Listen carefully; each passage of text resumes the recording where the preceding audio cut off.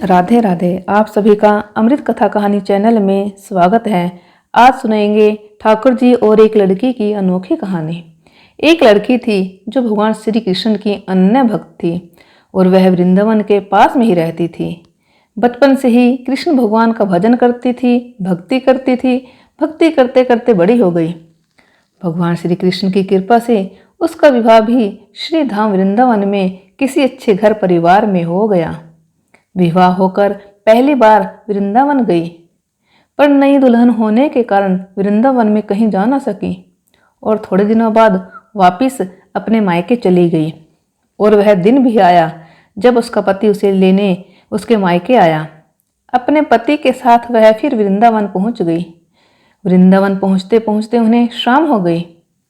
उस लड़की का पति वृंदावन में यमुना किनारे रुककर अपनी पत्नी से कहने लगा, सुनो प्रिय, शाम का समय है, मैं यमुना जी में स्नान करके अभी आता हूँ।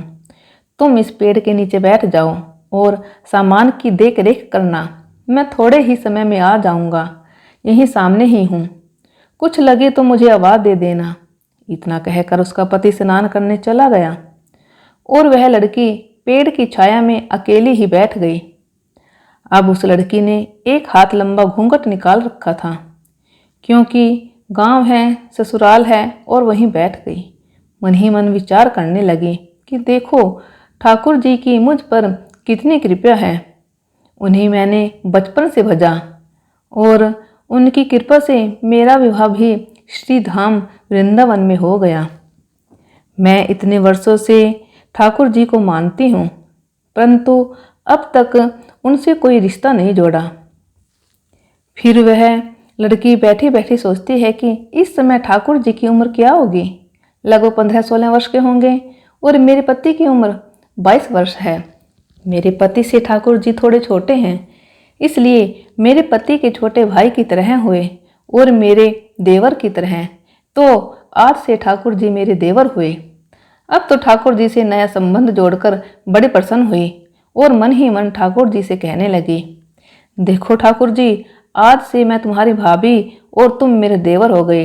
अब वो समय आएगा जब तुम मुझे भाभी भाभी कहकर पुकारोगे। इतना वह लड़की बैठी बैठी सोच ही रही थी, तभी एक 15-16 वर्ष का बालक आया और उस लड़की से कहने लगा, भाभी भाभी। लड़की अचानक अपने भाव से बाहर आई और सोचने लगी, वृंदावन में तो मैं नहीं हूँ, ये भाभी भाभी कहकर कौन बुला रहा है।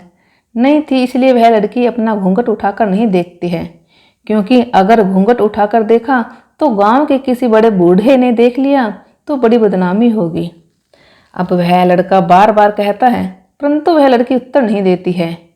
लड़का लड़की के पास आया और बोला, भाभी तनिक अपना चेहरा तो मुझे दिखा दो। अब वह लड़की सोचने लगी, अरे ये लड़का तो बड़ी जिद कर रहा है, इसलिए उसने कस के अपना घूंघट पकड़ लिया और बैठ गई कि कहीं यह लड़का घूंघट उठाकर मेरा चेहरा न देख ले।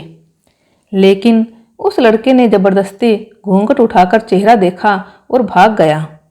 उसके थोड़ी ही देर में उसका पति आ गया। उसने सारी बात अपने पति से कही। उसके पति ने कहा, तुमने मुझे आवाज़ क्यों नहीं दी। लड़की बोली, वह तो इतने में भाग ही गया था। पति बोला, चिंता मत करो, वृंदावन बहुत बड़ा थोड़े ही है, कभी किसी गली में खेलता मिल गया तो हड्डी पसली एक कर दूंगा, फिर कभी ऐसा नहीं कर सकेगा। तुम्हें जहां भी दिखे मुझे जरूर बताना। फिर दोनों घर गए। कुछ दिन बाद उसकी सास ने अपने बेटे से कहा, बेटा देख तेरा विवाह हो गया, बहू मायके से भी आ गई, पर तुम दोनों अभी तक बांके बिहारी जी के दर्शन के लिए नहीं गए। मंदिर जाते हैं। मंदिर में बहुत भीड़ थी। लड़का कहने लगा, देखो तुम औरतों के साथ आगे जाकर दर्शन करो, मैं भी आता हूँ। अब वह आगे गई, पर उसने अपना घूंघट नहीं उठाया। उसे डर लगता है कि कहीं कोई बड़ा बूढ़ा देखेगा तो कहेगा, नहीं बहू घूंघट के बिना घूम रही है। बहुत देर हो गई। पीछे से पति ने आकर कहा, अरे सुनो प्रिय, बिहारी जी तुम्हारे सामने हैं, तुम अपना घूंघट क्यों नहीं उठा रही हो। तुम अपना घूंघट नहीं उठाओगी तो बिहारी जी के दर्शन कैसे करोगी। अब उसने अपना घूंघट उठाया और घूंघट उठाकर बांके बिहारी जी की ओर देखा तो बांके बिहारी जी की जगह पर वही लड़का मुस्कुराता हुआ दिखा। तो वह लड़की आश्चर्यचकित होकर एकदम से चिल्लाने लगी, सुनिए, जल्दी आओ, जल्दी आओ। उसका पति पीछे से भागा भागा आया और बोला, क्या हुआ? लड़की बोली, उस दिन जो लड़का मुझे भाभी भाभी कहकर, मेरा घूंघट उठाकर, मेरा चेहरा देखकर भागा, हाँ, वह लड़का मिल गया। उसके पति ने कहा, कहाँ है वो लड़का? अभी उसे देखता हूँ। तो वो लड़की ठाकुर जी की ओर इशारा करके बोली, ये रहा, आपके सामने ही तो है। उसके पति ने जो देखा तो वह आश्चर्यचकित रह गया और बोला, तुम धन्य हो, वास्तव में तुम्हारे हृदय में ठाकुर जी के प्रति सच्चा प्रेम है।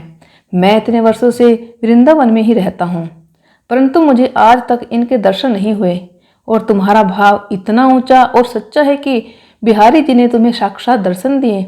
उसके पति ने कहा, तुम्हारी जैसी पत्नी पाकर मैं धन्य हो गया। वीडियो अगर पसंद आई हो तो वीडियो को लाइक करें, चैनल को सब्सक्राइब करें और कमेंट में लिखें, राधे राधे।